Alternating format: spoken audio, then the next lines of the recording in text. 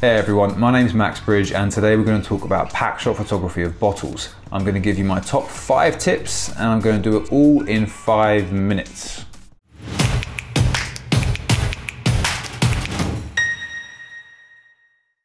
Tip number 1 is to prepare your bottles. This is such an important step, but I see people skip it all the time. So this is the bottle we shot with today, and this is an unprepared bottle. As you can see, the reverse label has been removed on this bottle.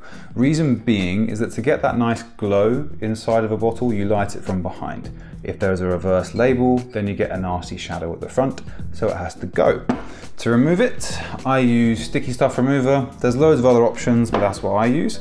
You apply it to the label, ensuring you don't get it on the front, and then you scrape it off. I use either one of these. This is a finishing tool, it's plastic, so it's a bit gentle, and then this is a razor and a razor holder if you want to kind of really get in there. After having done that and removed the label, I then prepare the bottle with matte paint primer. What this does is we give it 3 coats and it will protect your front label. So if you're applying water for that wet look, then that's not going to damage this label at all. And it's also going to give the bottle a nice surface. So it's going to stop it being quite so shiny, which will stop it reflecting all the items you have in your studio, which is nice. And it will also make the bottle appear nice and frosted. All right, that's it for tip number 1. Let's go straight into the studio for tip number 2. Our next tip is about the position of the camera and of the bottle itself. In this instance, the camera is aligned with the bottom edge of the bottle, seeing just enough of the acrylic, but then looking slightly up. The effect of that is it makes the bottle have more of a heroic kind of feel, and it also stops the camera being reflected inside the bottle. Moving to the bottle, it's at the back of this piece of acrylic so that it doesn't reflect the acrylic, and it's raised up off the table.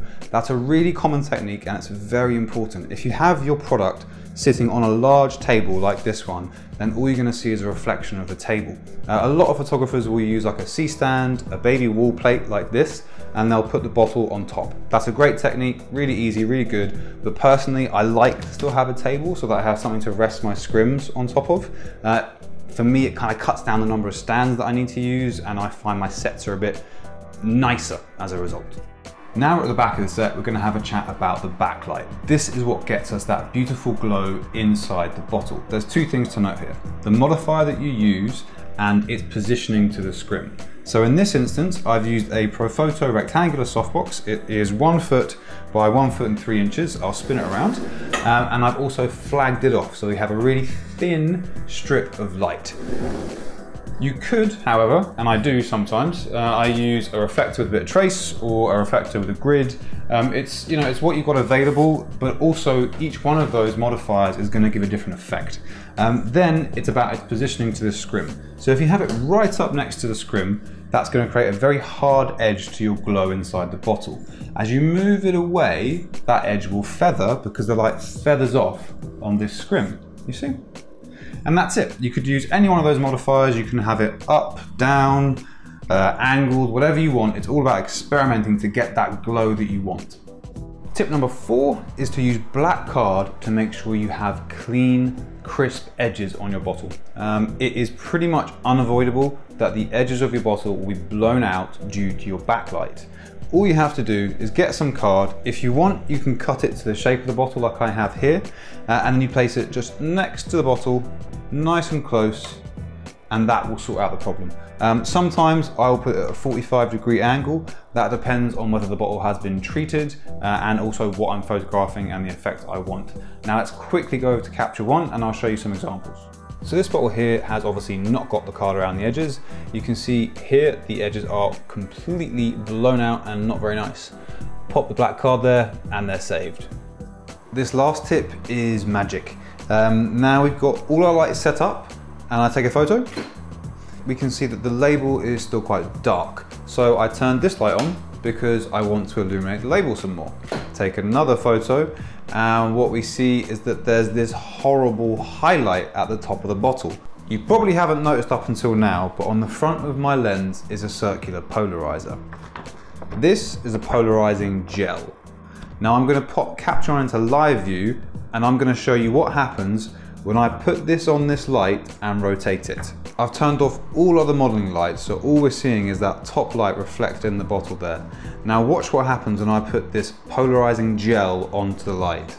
First, nothing. And if I rotate it, bam, I can make that reflection disappear. All the lights are back on now, so I'll take one more capture and watch that highlight disappear from the top of that bottle. That technique is called cross polarization, and it is your 5th tip for today. I couldn't let you guys go without showing you the finished product, so here it is. This is the one I was showing you throughout the video with a slightly harder edged highlight on this side. However, I also created a version which mirrored this one and looks almost more frosted than this version does. I love them both. I think they both look great, but it's nice to be able to really quickly mix this up for your clients if they want it. Next, I really wanted to show you the difference between a treated bottle and an untreated bottle. So here you can see that back label. It's just ruining the glow inside the bottle. Makes a huge difference. And then we have the difference between the matte spray paint and no spray paint. You can see huge difference. This softbox has been massively diffused. The reflection has been hugely diffused over here. It doesn't matter. Neither is right or wrong. It's up to you which you prefer. And finally, let's just show you the difference between moving the card. So this is the card as I was showing you in the video, and then I moved it, each photo, to change how it reflected on the side here. So you can see here, it's a pretty thin line compared to here, which is a very thick one. Again, it's up to you what you like. None of them are right or wrong. It's just whatever you fancy. Okay guys, that's it for today on bottle photography. I really hope you enjoyed this video. In the next one, I'm going to do more of an in-depth breakdown of the lighting that I used, why I used it, why I placed things in certain places, kind of give you a little walk around of the set and just show you everything that was going on. If you want to see that video, make sure you hit the subscribe button. If you like this video, then please hit the like button. And now I'm going to put some beer in the fridge, and that's it for today. So thank you. Cheers guys. See you next time.